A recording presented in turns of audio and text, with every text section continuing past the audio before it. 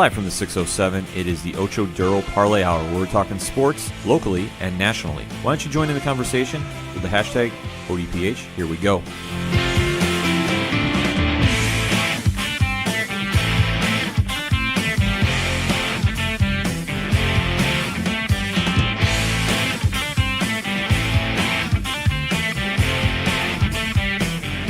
Welcome to another edition of the Ocho Duro Parlay Hour, hashtag ODPH podcast. I am your host, Ken M. Sitting across from me this week, as always, it's Padawan J. Hello, hello, hello. Folks, we have a lot to discuss in the land of sports. Let's waste no more time, shall we? Hit us on that social media hashtag ODPH. Join in the conversation because, hey, we want to hear from you. And what bigger story is going on in sports than the NBA Finals? Woo. Games 1 and 2 are in the books, and did they go the way we thought, Pad? You know what? I had a feeling Golden State had pulled at least one out. I wasn't sure if they were going to pull both of them out, but I was a little surprised to see Toronto pull out the Game 1 win. Yeah, this one definitely threw me for a loop. As we talked about on the last sports podcast, we thought Golden State was going to run away with this. I was saying it was going to get lucky if the Toronto had won one game, and they decided to prove me wrong. So shout out to them for Game 1. Toronto was ready to go. Trying to describe the atmosphere for that game and the fans up there is very tough to say other than just simply electric. Well, and you really think about it, okay, yes, they had the playoff game a couple years ago with the Toronto Blue Jays and the Texas Rangers, but realistically, you think about it, the last championship game they had up north of the border was obviously you had, Vancouver a couple years ago at the Stanley Cup Finals, if I'm not mistaken, and then before that for Toronto specifically, it was the Toronto Blue Jays in the World Series back in the early 90s. Right, Toronto has been ready to rock and roll, and they were welcoming everybody to the NBA Finals, and they have been a great crowd to watch too, as watching as spectators here. But when we get down to the game, Toronto decided, hey, we're not buying into the Golden State mystique. No, Kawhi Leonard is playing like the superstar he is, and they stole Game 1. Yeah. What was the score, Pad? Final score was Toronto Raptors had 118, Golden State had 109. You mentioned Kawhi Leonard. He had 23 points, 8 rebounds, and then 5 assists. But star of the game was Sikaim, apologies if I butchered that name, with 32 points and 2 for 3 from the three-point range. Kawhi finally got some help. That was the biggest issue we're saying. Who was going to step up and do it? And finally, somebody decided to take the reins over. Not that Kawhi needed it. No. He didn't. But if you're going to be Golden State, Kawhi cannot do it by himself. It's just 20 points also for Marc Gasol doesn't hurt. Right. But this is what I'm saying. They needed role players to step up and step up big. And if they didn't, guess what? They were going to get ran out of the gym. Yeah, it's like we said, Golden State's going to work on shutting down Kawhi Leonard. Somebody else is going to have to pick up that load because if Kawhi's got a double team on him, hey, somebody else is open. Get it to him. Exactly, and that's what they needed to do because if Golden State is going to be playing without Kevin Durant, Toronto needs to capitalize on these games. Well, and especially Kevin Durant isn't going to play. And the last I read, I think he is still questionable for Game 3. I don't think he's been entirely ruled out. I could be wrong on that. But then you also look at the fact that there were reports coming out during Game 2, which we'll get to in a little bit, that Steph Curry was playing sick. And then you have Klay Thompson with his hamstring injury. And, I've pulled the muscle in my hamstring a couple times. The way he was limping did not look comfortable. No, it did not. And this is going to be an area that is either going to hurt or hamper Toronto's chances of winning. And either what I'm saying, hamper, they still got a shot. Hurt, this is something that when the star players are getting banged up for Golden State is horrible to see. I am not rooting for this. I'm not rooting for anybody to get injured. But if you're Toronto, you need to capitalize. You need to take full advantage of this. You have to play with the best team on the court, and you have to show that you're the better team because if Golden State is showing any signs of possible weakness, and obviously due to the injuries that happen, there's an opportunity. I'm not saying I'm rooting for this because I'm not, because I want to see the best team face the best team, and who wins, that's what we should be doing. And if Kawhi is finally getting some help from Siakam and Gasol and Van Vliet, this is where they need to step up and impose the will because Golden State is still going to put up numbers. Yeah. You still have Steph Curry on the court. You still have Draymond Green on the court. They have arguably the best six-man on the game with Andre Iguodala And if he's if he's somewhat healthy, because he's playing banged up too. Right. If that Golden State monster is still rolling, you need to take advantage. And they did game 1. So the momentum was definitely in Toronto's favor. And I know there was a lot of nonsense about, Drake got in Draymond Green's face after the game. Drake is a fan. Yeah. Why are you letting him get in your face? And let alone, if you're Golden State, are you really concerned with what he's doing on the court? No. If you want to shut him up, beat Toronto. Yeah. He has nothing to say then. And they decided to take that advice, which was smart for game 2. Mm-hmm. But albeit, though, it did not come easy. No. As we break down game 2, Pat, Toronto showed up early in that first half, and they were up by 12 at one point, if I am not mistaken. Yeah, it was something like that. So when you were up that big on Golden State, you have to keep the pressure on. You can't give them an inch to come back in. But unfortunately, as they neared the end of the second half, they only had a 6-point lead. Mm-hmm. To come out the gate the third quarter, Golden State ran Toronto out of the gym. See, it's like the old saying goes, give them an inch and they'll take a mile. Toronto gave them an inch, and I'd argue they took 3 miles. Toronto didn't score till 5 minutes left in the quarter. Yeah. When you have a scoreless streak like that, and for whatever reason, they were pulling up for threes left and right instead of driving to the hoop, you played right into Golden State's hands. Well, you see that a lot in other sports, and this isn't making any excuses for them, but I mean, you see it a lot in both professional basketball and college basketball. You get a team down late, they're not scoring, they're not doing what they should be. And you see it in baseball too. You got guys wanting to be the hero. They want to hit that three that brings them back in it. You want to hit that home run that really brings you back in it. Everyone falls, trapped to it. You fall trapped to it, but at the same token, you gave the lead back. Mm-hmm. You didn't need to start shooting threes because you weren't getting down by 20 at any stage. You just needed a quick bucket, get a point on the board, build the momentum back. You needed to stop the bleeding, and you didn't. And that is where Golden State took over, and you played right in their hands.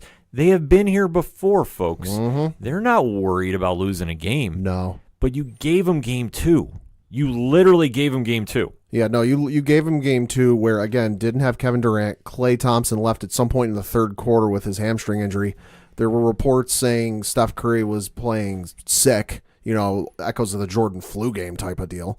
And then you also have Kevin Looney, who fractured his collarbone and is out for the NBA Finals now. Right. And Iguodala is banged up, too. Yeah. So you have your prime opportunity if you're Toronto.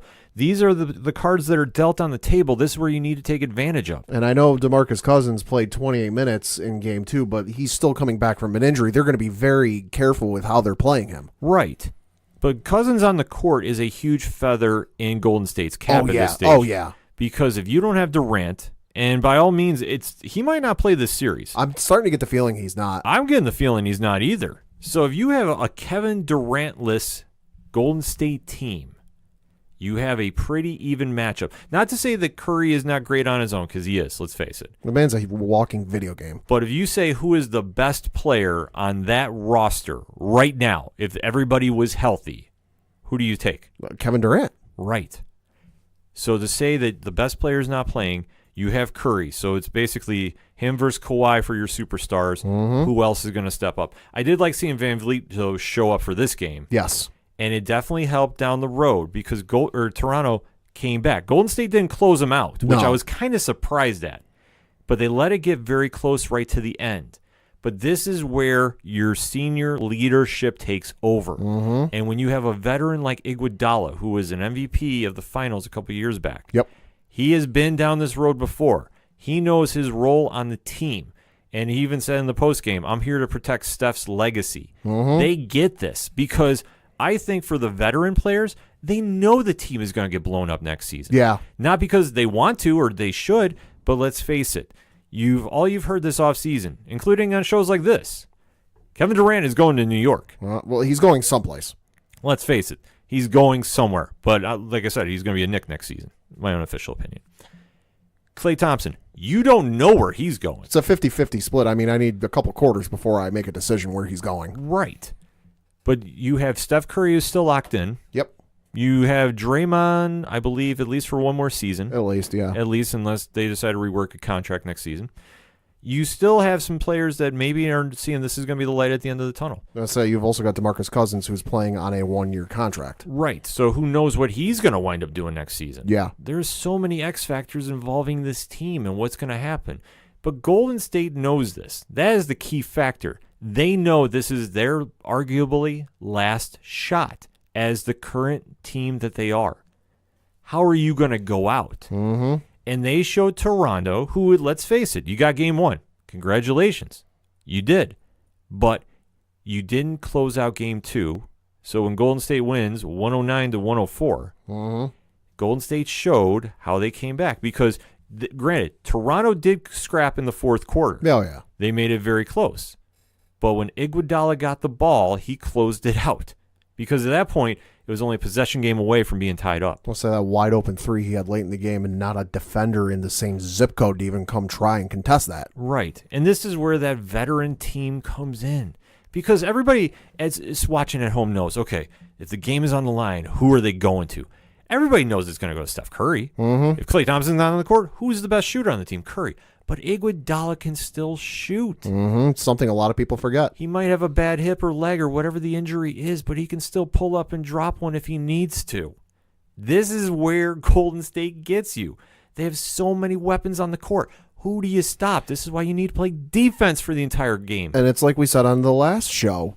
Okay, congratulations. You shut down Steph Curry. All right, now we're just going to feed the ball to Klay Thompson and get the ball to Klay Thompson going. Okay, congratulations.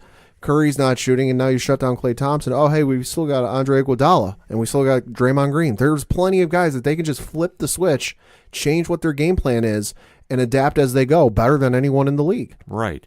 This is where it gets real crazy because now you're going to Golden State. The series is tied up.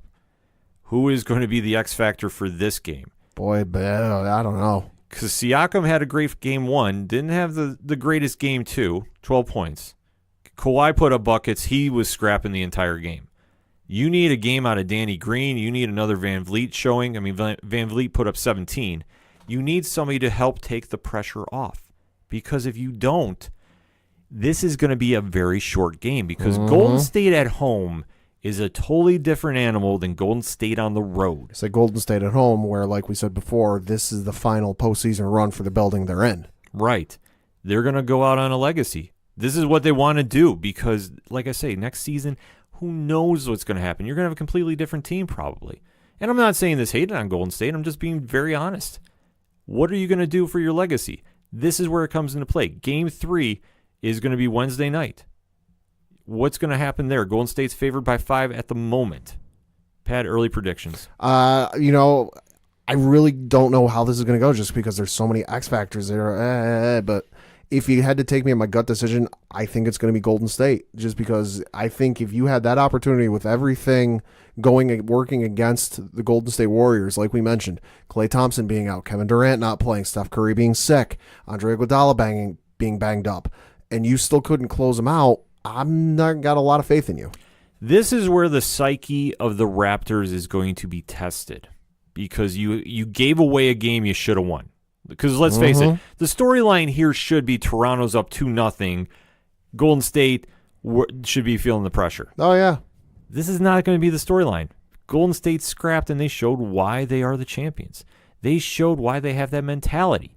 They came out, they were down, they came back to take the lead, and they never let up, even as Toronto scrapped with them. I expect we're going to have the same kind of format here, but I am not doubting a 10-point win for the Warriors on Wednesday. I'm not doubting it. Even if you have Klay Thompson at 30% and he's hobbling on the court, he's still going to pull up for some buckets. So I'll say it's kind of like what Steve Kerr said. Klay Thompson could have one leg and he'd still be on the court. Exactly. So this is where Toronto needs somebody to step up. They need a Danny Green to match him. I'm not saying if Klay's dropping 20, Green's got to drop 20, he's got to drop 14. You need something like that. You need a couple guys to step up and really try to match Golden State because, even like you said, Klay's at 30%. You need somebody to step up. It can't be the Kawhi show all the time. He needs other people. Right. Because if Toronto has any shot to win this, who is going to be the next man up?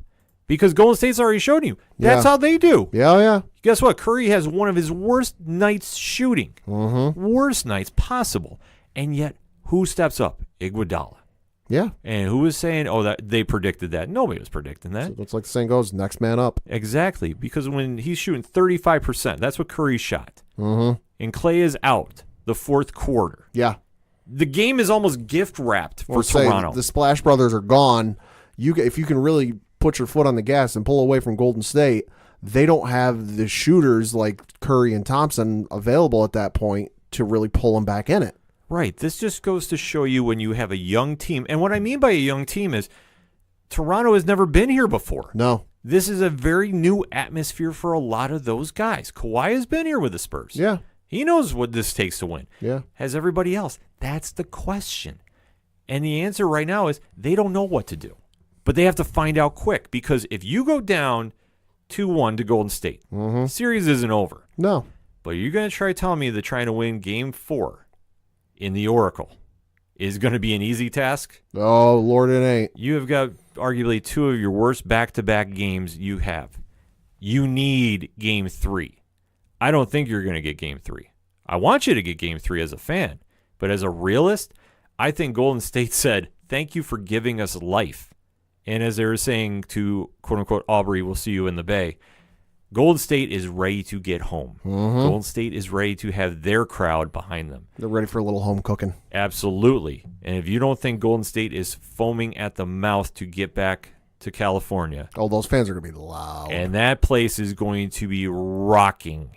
If you have not seen a Golden State game, those fans are going to be showing up early. This is not like the Lakers, No. where fans casually stroll in a little later than usual. No. This is going to be Golden State's going to be ready to go the midnight of that day. They're going to be down there. They're going to be ready to go. They're going to be ready to go absolutely bananas. And for Toronto, this is where Kawhi had better be on that team plane talking to those guys and getting their heads right. Because if they don't have a chance, if they're not going to be ready to show up, he has to tell them, you know what, you have to leave Game 2 with Game 2. It was a bad loss, and it was. Yeah.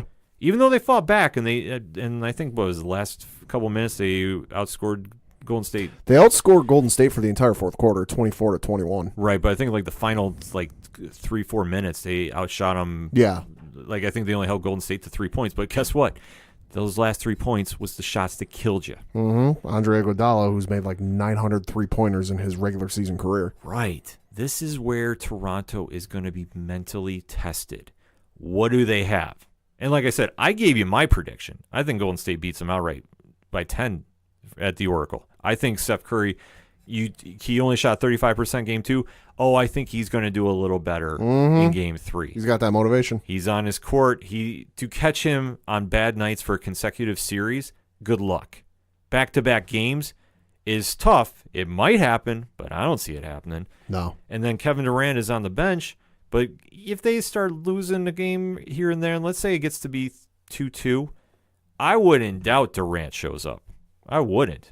But Golden State knows that if they can take the next two, the series is over, without question. But it all depends on how Toronto's going to show up. So Raptors fans, let me ask you this. How do your team come back? How does your team come back, rather? How do you do it? That is my question to you. Because you have a tough task at hand. We gave you our predictions about it. But what's your thoughts going into Game 3? What is your thoughts on these NBA Finals, ODPH Nation? Talk to us. Hit us on that hashtag ODPH. Let's talk a little basketball, shall we? We're going to take a quick break. We'll be right back. Hey, what's going on, everybody? This is George Gatton, and you are listening to the Ocho Duro Parlay Hour Entertainment Edition.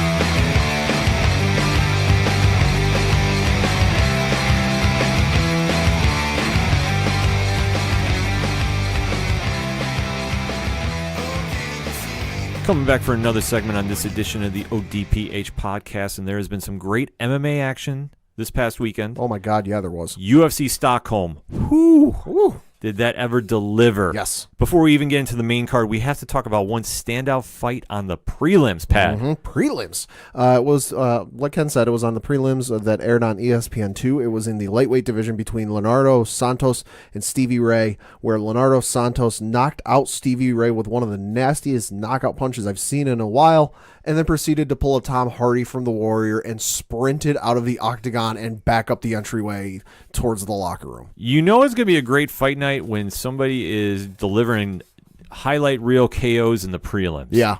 You just know, like, you have a sense, like, okay, the bar has been set. Because everybody's saying, the prelims, some people don't tune in unless you're hardcore MMA fans. They're always worth watching. And when you guys see a fight like this, it's like, all right, game on, let's go, and here we go. And then we dive into the main card. And we did preview a couple fights. Now, there was one last-minute cancellation. Ilia Latifi was pulled from the card, so the fight against Vulcan did not happen. Yep. So we are going to break down the co-main event and the main event, the two big fights that we highlighted a little bit. Alexander Rakic and Jimmy Manawa fought. And Rakic had another highlight reel knockout in this one. That was a literal blink and you miss it. Pat, break it down. Yeah, so right in the first round, 47 seconds into the first round, Alexander Rakic just gave one of the nastiest head kicks I've seen and knocked out Jimmy Manawa. You got to look up the highlight on YouTube. It's insane. It was almost Mirko Krokop-like. Yeah.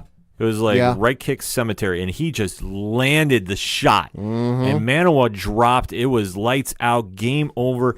And yet again, we have another name now in the light heavyweight division. I remember that knockout hit. I immediately texted you and went, "Oh my God, Rakic!" Yeah, Rakic is now 12-1, and we have to throw his name in there with the Dominic Reyes and the Jimmy Walkers. We now have some up and coming talent that I am not saying he's ready for a title shot against John Jones. I am not saying that. I want to stress that. It might be on the horizon. He needs a few more fights going into this. Yeah. But Rakic looked amazing in this fight, and Manawa announced his retirement after this fight. Yep. Which makes a lot of sense. He's definitely had a lot of tread on the tires, and we wish him his best luck in his future endeavors. But this fight was definitely a statement fight for Rakic. And where does he go from here? To be honest with you, I think maybe he could step up and fight Vulcan. I know that Vulcan obviously did not fight on this card. That would make a lot of sense if they want to reschedule for down the road. But I think you got to start getting Rakic some competition in that top 10 division. Yeah, and I mean, you brought up Jimmy Manawa. It was his fourth consecutive loss, and he said, quote, "I've met a lot of great people, I've had a great martial arts career, and the last 4 fights have been tough losses to take, not only for myself, but for my family, who was always first. I've given out mostly knockouts and taken a few myself. That's my fan-loving style, but it takes a toll on the body, especially concussions, which are not visible to the eye." Exactly, and that is very respectable to do, because one thing that we as fans don't always appreciate is just when these fighters are going in there, this does have a lot to weigh on them down the road, and a lot with their physical and mental futures going forward. So obviously Manawa is realizing this, and he's getting out where he feels is a good time, and I don't argue with that too. I mean, we saw another retirement with King Mo this past weekend, who's well known for Strikeforce and Bellator fame. So obviously, with Manawa announcing his retirement, it makes a lot of sense. And for me, in not just MMA, but sports in general, better to go out like on your own terms when people will still have a fond memory of you. He won't go down in the annals of MMA history as one of the best of all time. Everything that goes with that. But I think hardcore MMA fans will, when his name comes up or they see his name on screen for like records or flashbacks of fights, I think MMA fans by and large will go, "Oh, hey, he was a good fun fighter to watch in his prime." Not one of the fighters you see where it's like, all right, no, you really should have retired like 5 years ago. Exactly. You always hear us comment now about seeing BJ Penn fight at this age and Chuck Liddell fighting against Tito Ortiz at this age. Manawa retiring at his age right now makes a lot of sense, and he's obviously thinking long term. So I can't argue with that, and I respect that decision. And as for Rakic, like I said, the fight that makes a lot of sense to me would have him against Vulcan. Yeah. Going down the road, like however medical suspensions work out and whenever they want to book that fight makes a lot of sense, because I think you could throw him against a Dominic Reyes or a Jimmy Walker, who I heard was medically cleared this week to fight. Either one of those fights would make sense too, but I'd say let's go see what he's got against Vulcan. I think that would be a really fun fight to watch. And I've been pushing for Reyes versus Walker. I think that fight needs to happen. Both these guys are the young undefeateds in the division, so let's see what they got. Now let's go to the main event. Alexander Gustafsson versus Anthony Lionheart Smith. We'll say deep in the heart of Gustafsson country, because when Gustafsson came out, heroes welcome. When Anthony Smith came out, not so much. I did appreciate, because I wasn't aware of this, the commentary team saying the whole week leading up to the fight, Anthony Smith said that the crowd wasn't going to boo him. They booed him to the nines. Oh, exactly. And he knew that, and I'm sure he was just playing that off. No, he was. I loved it, though. It was great. I will say this. Smith, in all his interviews, I've really liked his honesty, and I've really liked what he's had to say. He's been very honest in critiquing himself after the John Jones fight, and just going into this fight, too. There was a lot of pressure on him. And Gustafsson as well, because Gustafsson is arguably the greatest MMA fight in UFC history. That is him and John Jones fight one. And you can argue about, is that the greatest fight ever? Some people do think it. I do not. I think it was a great fight. But it was a good fight. I don't think it was number one of all time, in my opinion. I give that to Shogun Hendo. Yeah. For me, that is number one. And I will go back and forth with people about this. Regardless, we get into the fight. Anthony Smith is coming off his John Jones defeat. Where does he go from here? Was he a flash in the pan? Is there still something left for him to go push himself to be a champion? As we get into the fight, Pat, break it down for us. Well, so yeah, you get through the fight, they're going back and forth. It was really, for me, it was really hard to tell who was winning one way or the other. Like it was pretty equally matched, at least when I was watching. And then you get to the fourth round where Anthony Smith defeated Alexander Gustafsson by a rear naked choke submission. Right, which I was very shocked to see. But I'm glad I saw Smith do something other than a knockout. Because he does have some great knockouts as he was working his way to the John Jones fight. He was tearing through and knocking everybody out. So to see his developing ground game, I think can only help him down the road. And as for Gustafsson, he decided to announce his retirement at the end. And he said that he really just wasn't feeling the urge to fight anymore. And honestly, I can understand that as well, too. I mean, he's definitely had his string of injuries through the years, but he's always been a great fighter to watch and see. And if he doesn't have the urge to fight anymore, doesn't have that drive to go, he's leaving on a high note. Even though he lost, he's still leaving on a high note. He had his rematch against John, so at least he doesn't have to say what coulda, shoulda, woulda. Yeah. No, obviously it didn't go his way, but no. And he still decided to go for another fight. And if he's not feeling that he wants to fight, let him go out on his own. Yeah, he clearly feels he's left everything on the table, that there are no regrets in his mind of, I wish I could have done this or wish I could have done that. He's also going out a hero in front of his home crowd where he got cheered. Right. So now we say, what's next for Anthony Smith? And there is one name, and one name only I want to hear fighting him. Okay. Luke Rockhold. Okay. I don't want to see him fight anybody else. I want this grudge match. They have been talking so much trash. Smith wants time off. Great. Let's give it to him. Rockhold, I believe, has a fight coming up on the John Jones card, if I'm not mistaken. Yeah, I believe so. So whatever happens there, as soon as they're both ready to go, you put them in the cage and you let them go. That is what I want to see. I don't need to see him go against one of these young guns right now. No, I want this grudge match. You want the ratings. You like the smack talk. You want that build of animosity. And Rockhold thinks he's going to walk right to the 205 division title. Good luck.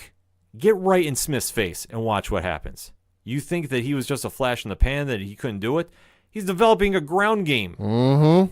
This is now going to be a very scary fighter when he starts putting that time in. If he wants to, and like I said, he was saying he wanted to take some time off. And he obviously stepped in to fight John for the belt. Okay. Can't argue. I can't argue that. But now, if he gets some time off, he gets a full camp in, and whatever happens with Rockhold is going to happen with Rockhold. If both those fighters are ready to go, you make that fight. And then let's see. Is Rockhold really going to be a contender at 205, or is this just a flash in the pan? Is Smith now going to be making his run back to the title shot? This would make a lot of sense there, too. Both these guys are names. Both these guys will draw. Both these guys can definitely make a statement fight in the 205 division. Because especially when you have all these young guns on the rise, trying to see who's going to be the next one to fight John Jones, unless he decides to vacate or he loses to Santos, this is where you decide to answer that question. And I could definitely see the winner of Smith and Rockhold take on the winner of Walker Reyes if I'm doing fantasy booking. Then you give that winner to John. Yeah. If Smith wins, he's beating two top contenders. Can't argue it. If Rockhold does, same thing. Yeah. For Reyes or Walker, yeah, you're skyrocketing right to the top. But you know what? That's happened before. I mean, you think about when John Jones got the call up because Rashad Evans, I believe, was injured. Yep. And he had that standoff or that match against Bader, who Bader was undefeated at the time. Mm-hmm. That was a young gun eliminator, if I can call it that. And then look what happens. It's all about the opportunity you make. And for going forward, that fight makes so much sense to me with Smith and Rockhold. Put him in there and let him go. You want to see what you got at Rockhold? This is a great test. Find out what you can do at 205. So that being said, there are some great fights that happen at Stockholm. But we have to comment that we officially have a fight happening in September. Mm-hmm. Pad? It's Habib Nurmagomedov versus Dustin Poirier, taking place in Abu Dhabi. So this fight is locked and loaded. No last-minute Connor hijinks. I'll say this was announced by Dana White this afternoon as we record on SportsCenter on ESPN. So this is official. This isn't rumor and innuendo. No, this is happening. And this is the fight to make. This is what you need to do. There is not going to be, like I said, a last-minute Connor run-in. I know that there was a lot of internet buzz saying if Tony Ferguson defeats Cowboy Cerrone, he should get in that fight right away. Yeah. No, Poirier has got this fight. He's definitely earned it. This fight is going to be something to see. Both these guys are going to have a full camp. I am just hoping both of them stay healthy. Yeah. So we have this fight. Yeah. Early predictions. Do you have any, Pat? Habib by knockout. Wow. At least that's my gut feeling right off the bat. Wow, out the gate. Habib fights bears. Habib until somebody fights like a giant sperm whale or something. Whatever ends up. Excuse me. Bless you. Whatever, something that's bigger and tougher than a bear. Like if somebody fought, like a video comes out that they fought lions or something like that. Habib. I will say this. I don't really have an early prediction. Because normally I would say Habib. Because I think Habib currently is the pound-for-pound guy. Mm-hmm. Right now. I think it's him, and then Demetrius Johnson is right behind him. I'll stick to that. But with that being said, I don't doubt Poirier. Oh, neither do I. Poirier will come in. He will scrap. He's looked amazing since returning to 155. He even looked good as a 145er. So this is his time. If he's going to make the run, he's going to make the run. He's definitely risen up in the ranks. He's definitely fought everybody they've thrown at him. And I know his name kind of gets lost in the shuffle a lot because he's not a brash trash talker like Connor is. He doesn't have the opponent pedigree per se that Khabib does. Because Khabib has fought everybody they put in front of him, and he's mauled them. Straight up mauled them. Oh, yeah. Poirier has been in some classic fight of the nights. And dare I say, he's won, he's lost. He still scraps. He reminds me of one Michael Bisping in that sense that even if you won or lost, you keep coming back. And I think that's where the comparisons will stop there, obviously knowing both fighters as such. This is where Poirier needs to shine. This is where he needs to really take advantage of the spotlight you're in and don't get too caught up in the hype. Yeah. Because I think the one thing that Khabib has now developed is that Anderson Silva mythos. A little bit. Where you almost psych yourself out because you know you're fighting one of the greatest fighters of all time. Mm-hmm. And for some fighters, they can't get over that mystique. They lose their train of thought. You even take a look, backtracking a little bit now, to Anthony Smith. Yeah. And his fight against John Jones. And he didn't come out and say it, but you kind of had that vibe.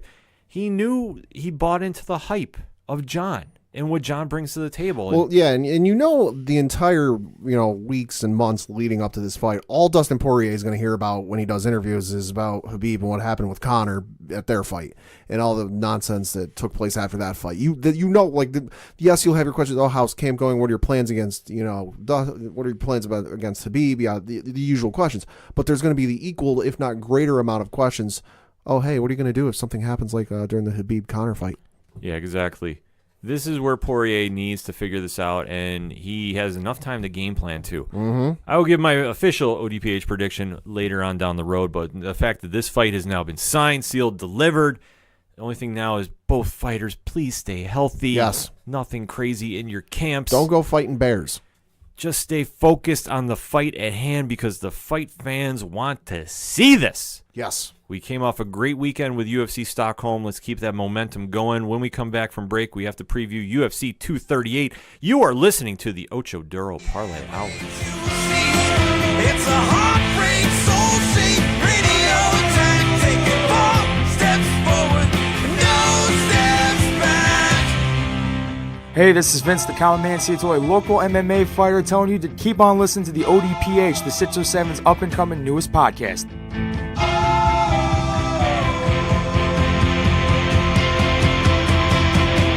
We knew right where we'd be, floating on the airwaves you see.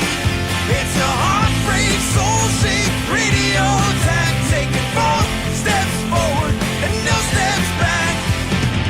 We knew right where we'd be. Coming back on this edition of the ODPH podcast, and we got to talk some more UFC, shall we? Mm-hmm. UFC 238 is taking place this weekend. Mm-hmm. Big fight card, big fights on it. Pad, let's break it down, shall we? So yes, as Ken mentioned, this Saturday, June 28th, from the United Center in Chicago, Illinois. Big card, big city, big expectations. 238, headlining is Henry Cejudo versus Marlon Moraes for the vacant UFC Bantamweight Championship.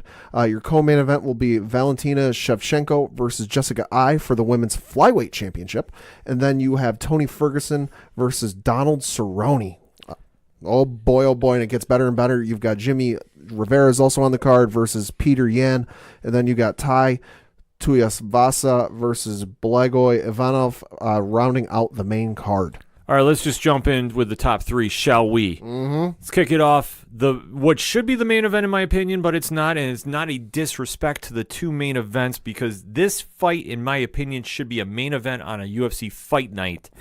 And that is Tony Ferguson versus Cowboy Cerrone. I'll say, funny you mentioned that it's kind of your main event. I'm looking at the Wikipedia page for UFC 238 here, and of course, anyone can edit Wikipedia whenever they want, particularly after sporting events. It's real fun to look at. Somebody has gone ahead and edited the fight card for this event, and if you look at it, says lightweight Tony Ferguson versus Donald Cerrone, and then there's a note here. It says C, and when I look down to C, it says C, the people's main event. Yeah, this is. And I don't argue with that. And like I said, I'm not disrespecting the 4 fighters ahead of it. I'm not. But when this fight was made, I think everybody had thought, oh, wow, this is going to main event a fight night. Mm-hmm. This was literally jumping in. So the fact that it's a 3rd fight on a stacked card, bravo to the UFC. Yeah. Bravo. But you should have made this one 5 rounds. That's my only argument with this, unless something crazy happens. But man, oh man, this is got big implications. Mm-hmm. I don't mean to be popping in the microphone. I'm actually standing far away from it as I'm yelling this. Donald Cowboy Cerrone is having his renaissance, his quote-unquote dad strength. Mm-hmm. Hashtag. Since obviously becoming a father, he is undefeated. He has looked phenomenal. No slow start in this for him as his return. He has been coming in and just putting on a display, handling young guns, taking on some veterans. Definitely coming off his last fight wasn't the best performance, but he pulled it out, and luckily he did, because now he steps in there with one Tony Ferguson. Yeah, who's no slouch. Who is no slouch, who arguably is the uncrowned lightweight champion. I know you can say interim all you want, but let's face it, it's Khabib's world, and we just live in it as far as the 155 division goes, according to the ODPH. But still, Ferguson is a nasty fighter. Nasty. Definitely has put on some displays against Anthony Showtime Pettis, has had the injury bug. Otherwise, we would have had Khabib versus Ferguson many, many years ago. Mm-hmm. I still have not forgotten. I know that we have come close to like 6 days from that glorious fight from happening, but sadly it is not. But I am just saying everybody stay healthy going into this week. This fight cannot get canceled by any means. Pad, breaking it down, who you got and why? Well, it's going to be a real tough fight. I mean, yes, we know Donald Cerrone is undefeated since becoming a father, but it's no easy task. It's Tony Ferguson. I'm looking at his mixed martial arts record. His last loss was to one Michael Johnson via unanimous decision way back when on May 5th, 2012. Right. So it's been a hot minute since he lost. You know, it's not going to be, and in that time, he's fought some notable names: Edson Barbosa, Kevin Lee, Rafael Dos Anjos, Anthony Pettis. You know, it's not going to be easy, but I think I got to give the ever so slight nudge to Tony Ferguson. It's going to be a great fight, bar none. The one thing you can bang on is it's going to be a great fight. Mm-hmm. Both fighters are going to show up. Both fighters are going to bite their mouthpieces and get in there and go at it. This is not going to be one that everybody's going to say, oh, somebody's going to be dancing around for 15 minutes. I just don't see that happen. No, this is one where, like, you go to the bathroom before the fight because you don't want to miss a minute of it. Right. So that being said, I am going to go with the upset. I am picking Cowboy Cerrone, and I will break down why. Cerrone, since he has left Greg Jackson's camp, he has now been training out of Colorado. He has looked like a completely different fighter. He just has a newfound focus to him. He has looked sharp. He has looked like whatever the case was during his last title run at 155, he has really refocused what he has done wrong, and he is now looking like almost like a completely different fighter. The only argument that you could say is his last fight, he did start out slow. And if he does that against Ferguson, it's going to be a quick night for him. But I think he understands the gravity of the situation. Ferguson is going to come out the gate. He's going to want to apply pressure quick and early and smother Cerrone, not give him time to set up the kick-punch combo. He is going to want to get in there and make it an ugly fight. Cerrone welcomes that. But what Cerrone needs to do is implement his will early. You got to knock Ferguson back a little bit. You can't let him set the pace. If Cerrone lets him set the pace, the fight's done. The fight will be over. Cerrone needs to get in there, land some shots early, keep the distance, and just work his angles and his combos. If he can do this, and I think he can, because I think that he knows that if he wins this, he will be in line for the next shot. I know he hates waiting, but if he wins this fight, you can't say that he's now not the number one contender. As for Ferguson, he understands what's on the line here too, and there's no question of that. He knows that he has Khabib Poirier winner lined up. He wants that fight badly, and he should have it, because there's no other way he's going to get to Khabib unless he beats Cerrone. No way. They've already tried booking that fight numerous times. Yeah. I don't know how you're going to do it again.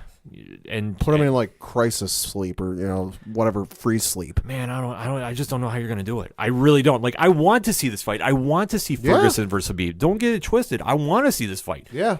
I just don't know how we're going to pull this off, because without them getting hurt. Every time we get it scheduled, somebody gets hurt on like a freak thing too. Mm-hmm. But that being said, if Ferguson beats Cerrone, yeah, he's the number one contender. I get you can throw Conor McGregor in that mix if you want to fight the winner of this one. And yeah, that'd be a great fight too. But honestly, both these guys are talking belt. They're not talking payday. No. If you want to fight Conor at this stage, it is a payday fight. Yeah. But realistically, what else is there? For Cerrone, he's made his money. He's arguably one of the most recognizable faces in all of MMA. Let's face it. Yeah. He's been nominated for ESPYs. He has risen his stock. Everybody kind of knows he shows up to fight cards in weight just in case somebody can't show up. He wants to fight. That's all he's concerned about, is legacy. It's not about the payday. Ferguson knows that there's a lot of naysayers out there that are saying, well, it's Khabib's division. And who is Ferguson? I say it's Khabib's division, but I don't forget who Tony Ferguson is. No. So that being said, they got to show up and scrap. I do like Cerrone by decision, but this is going to be bloody. This is going to be close. This is going to be a split decision. I'll even go that far. I'll say somebody might lose a tooth or two. This is going to be one, don't get up, don't blink. This is going to be nonstop action. I'm not going to say a knockout, but you're going to see some shots get landed. And like I said, this can go either way, but I am going to say Cerrone by split decision. That's my gut feeling on this. To the co-main event. It's for, like I said, it's for the women's flyweight championship. It's between champion Valentina Shevchenko and challenger Jessica Ai. Shevchenko has looked great in the flyweight division, so I think that it's going to be a tough task for Ai to pull off. Yeah. I will definitely scrap with her. I will show up. She will definitely impose her will as well. But Shevchenko just looks really good at this division. I mean, this is where it kind of seems that she fits, and it really is going to be her division, I think, until further notice. Yeah. I mean, just taking a look at her fight record, Pat. I mean, yeah, Shevchenko has won her last two fights. The last fight being Joanna Jędrzejczyk at UFC 231, where she won the vacant flyweight championship. And before that, it was against Priscilla Cachoeira, where she defeated her by rear naked choke. And before that, it was a loss to Amanda Nunes by split decision at UFC 215. But before that, she beat Juliana Pena, she beat Holly Holm, Sarah Kaufman. She's just been on a run with some notable names. And I flipped to the Jessica I one. Okay, she's won her last 3 fights, but prior to that, she lost like 4 in a row. Right. Shevchenko has definitely stepped up, and obviously she looked great against Jurjacek, even though Jurjacek stepped up to fight her. Right. Instead of staying down at strawweight. But that being said, I mean, if your last loss is against Amanda Nunes, that's nothing to sneeze at that you went split with her. Yeah. So I do like Shevchenko in this one. I think depending on who wants to step up or step down in the women's strawweight or bantamweight division respectively, it's going to be her division at flyweight for a while. Yeah. That's my early prediction on this. I could see this one ending with a stoppage. I could definitely see this one being maybe a 4th round TKO type deal by stoppage due to punches. I don't know, but that's kind of my gut. But I do like Shevchenko in this one. Yeah, no, I'm the same way. No offense to Jessica I, but it's just for now until I see otherwise. If it's Shevchenko's division and everybody else is just fighting in it. Now we get to the main event, the vacant bantamweight title. Henry Cejudo against Marlon Moraes. Moraes is no joke. No, Moraes will definitely scrap. He's definitely got a great fight record. Yeah, he's got a record of 22-5-1. He's won his last 4 fights in a row, defeating notable names such as Jimmy Rivera and John Dodson. Right. So obviously in the bantamweight division, this is going to be a huge, huge step up for him. We all know Cejudo stepped up. He defeated TJ Dillashaw. Yeah. Yeah, he's on a run of himself, even if you're not aware of it. I mean, he beat TJ Dillashaw in his last fight. Before that, he beat Demetrius Johnson, and before that, it was Sergio Pettis. Cejudo is no joke. No. He's not a joke. I know a lot of people sleep on him, and they shouldn't. He's almost like George R.R. Martin in that, like the running joke with George R.R. Martin in the Game of Thrones book is, oh, you have a favorite character? Here, let me beat him. Henry Cejudo almost feels like the same way of, oh, you have a favorite fighter? Here, let me go beat him. Well, he sent shockwaves through the entire MMA community when he defeated Demetrius Johnson. Yeah. And albeit, that was a close fight. That was an extremely close fight. So the fact he pulled the win off, there were some doubters. I will admit, I was one of them. Yeah. I do not shy away from saying this. But Cejudo didn't even blink, and he said, hey, TJ Dillashaw, you want to step up and you want to fight somebody? I'll step up and do it. And he beat Dillashaw outright. Yep. I think he's going to be a problem at bantamweight. I mean, we don't know officially what the deal is going to be with the men's flyweight division. If it's dead in the water, if they're still going to have it, we don't know. This is for the bantamweight title. Cejudo is no joke. He is going to wrestle. He is going to grind. He is going to win this one ugly if he's going to win it, and I do like him to win this. Yeah, so do I. I mean, to me, I just look at the record and I look at his last 4 fights. Henry Cejudo is on a destroy everyone tour. Like, if you're a name and you're within range of me making weight and fighting you, yeah, you're on my list. And you know what? This fight makes a lot of sense. Nothing against Moraes, though. No, God, no. No, he's definitely going to show up, and he's going to welcome Cejudo to that division. This is going to be an ugly fight, and I mean that in the best sense. I think both these guys are going to bring their A games to the table.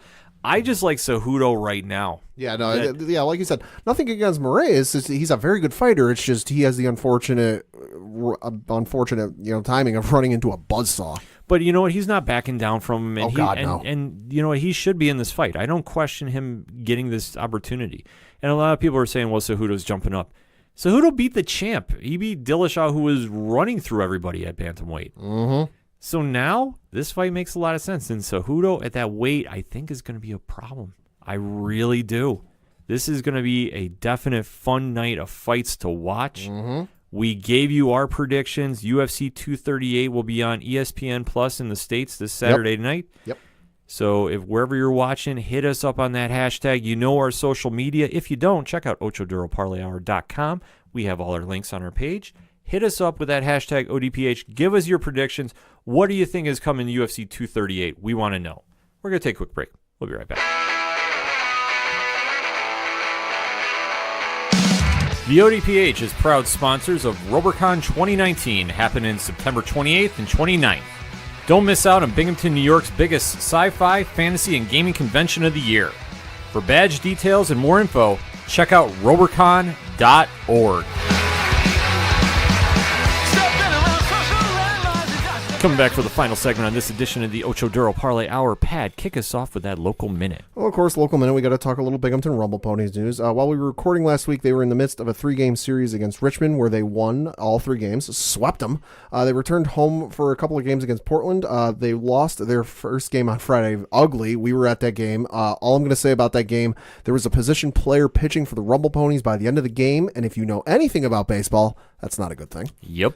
They were supposed to have a doubleheader on Saturday. They got the first game in and lost by the final score of 7-8. They could not, unfortunately, play game two due to rain.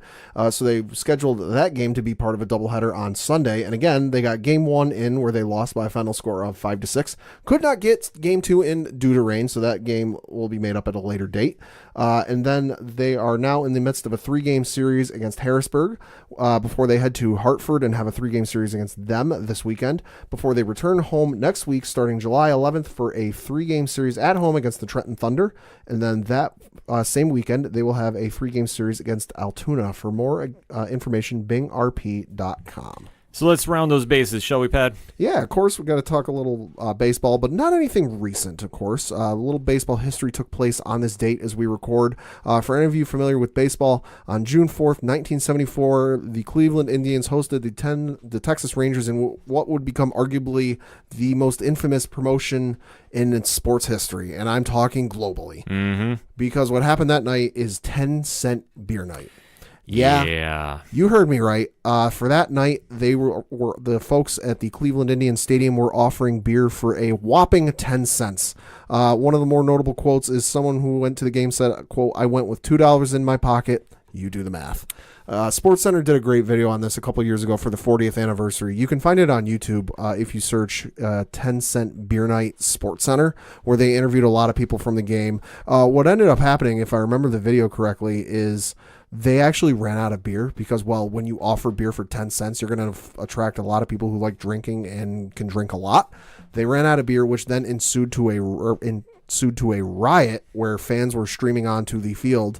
The game ended up getting called, and if I remember correctly, the Indians ended up losing the game because, well, they couldn't get the Indians fans off of the field. And the SportsCenter video has a great moment where they interview the head groundskeeper for the home team there, the Indians, where he came out onto the field after kind of everything was all said and done with, and home plate was gone. Like, not it's 8 rows up in the stands or out in the left center field or something like that. No, it's just gone. So, yeah, one of the more wilder moments in baseball history, and if you're not too familiar with it, I highly recommend you check out that SportsCenter video because it's a wild watch. It's always crazy when baseball does their wacky promotions, but 10-cent beer night is never a good idea. Yeah. At a ball game, no. Rather do, like, Excite Wrestling come into the Rumble Ponies in September. That'll be a good promotion, but yes. Otherwise, to be determined. Yep. So going into my bases, we got to talk a little hockey briefly because Stanley Cup playoffs are happening. It's Boston and St. Louis. The series is now tied at 2. Games apiece. They're going into Game 5, and I haven't been talking a lot of hockey on here because I've been too focused on Blue Shirt Nation getting that number 2 pick, so I am super excited for that. But it's been some great hockey going on, but the biggest upset that we have not been talking about, and we addressed this on last week's show because we were saying the boxing needs to make the fight between Anthony Joshua and Deontay Wilder. Yep. That fight needed to happen many moons ago, and they haven't been able to pull the trigger. Wilder has a rematch against Ortiz coming up, and then Tyson Fury after that. And then this past Saturday, Anthony Joshua was boxing at Madison Square Garden on DAZN or DAZN, however you wanted to call it, against one Andy Ruiz, who was a 1-month replacement fighter. Yep. Who stepped in, was a plus 1,100 underdog. And what happened, Pad? He knocked out Anthony Joshua for the win. He beat Anthony Joshua for the win. Arguably the biggest upset in boxing history since Buster Douglas, Mike Tyson. Yep. Without question. Without question. There wasn't a bigger upset in recent memory. And dare I say, in all of sports right now, Mr. Ruiz has etched his name into history. I know he was taking a lot of, viral shaming, so to speak, because he doesn't look like a typical fighter. And he was DXing his way after the match when he won. But guess what? He's the champ. I'll say, when and if he loses the title, he will forever be introduced as former heavyweight champion. Yeah. That's all he needs to have, and that's all he needs to say on his resume. There is nothing else he needs other than that, because guess what? He proved every single naysayer wrong, and now boxing's biggest heavyweight title fight that could happen is now completely up in smoke. Mm-hmm. Wilder-Joshua was the fight boxing needed. There was no question about it. Sure, Wilder-Fury was a great fight, but was it the one that was going to be the big headline fight with Anthony Joshua, who is arguably one of the pound-for-pound best fighters on the planet, against Deontay Wilder, undefeated knockout artist? No, we don't have that now. Ruiz has thrown a wrench in the entire scheme of things, and boxing just has to look at itself and go, what happened? This is just completely wild to have seen. Ruiz came in. He has now etched his name in the history books. The movie is probably coming. Oh, guaranteed. With a story like this, Disney's going to come calling. The other thing, too, is we were talking last week about the potential fight between Joshua and Wilder, and how we were saying, listen, we couldn't figure out why they hadn't agreed to fight. You got to strike while the iron is hot, because you don't know what's going to happen. Now, obviously, when we were talking last week, we were talking injuries, because let's be honest, as we said last week, injuries are a thing that happens, and you never know what's going to happen. That also goes true for how the outcome is going to go. A lot of people figured Anthony Joshua was going to win. And you look at the betting odds and what they were before the fight, he was a landslide to win. Yeah, he should have won outright. He should have won outright, but he didn't. And now the potential fight and all the money he could have made with, the potential fight with Wilder, up in smoke. Exactly. Wilder had a tweet out right after the fight, quote, "He wasn't a true champion. His whole career was consistent of lies, contradictions, and gifts. Facts. And now we know who was running from who. Hashtag till this day." Wilder's not wrong. No. And now I know they've invoked the rematch clause with Ruiz and Joshua, so that fight's going to be happening sometime near the year's end. But the luster is gone, even if Joshua wins. And they do book Wilder-Joshua now. The mystique is gone. Right, because it's not going to be, the two best fighters in boxing right now going at it. It's going to be, there's one guy who's really good at boxing, and then casual fans who aren't, the biggest diehard boxing fans who might, they might know some names and they might remember some things. They're going to see Anthony Joshua and go, hey, wait a minute, wasn't he that guy who got knocked out by the guy who really doesn't look like a fighter? Exactly. And is it fair? No, but let's say it's honest. It is, because we have to say it's honest. Ruiz did something that was unexpected and threw a complete monkey wrench into all the big plans that was coming down the pike. And for Wilder and Joshua, the mega fight, the luster's gone.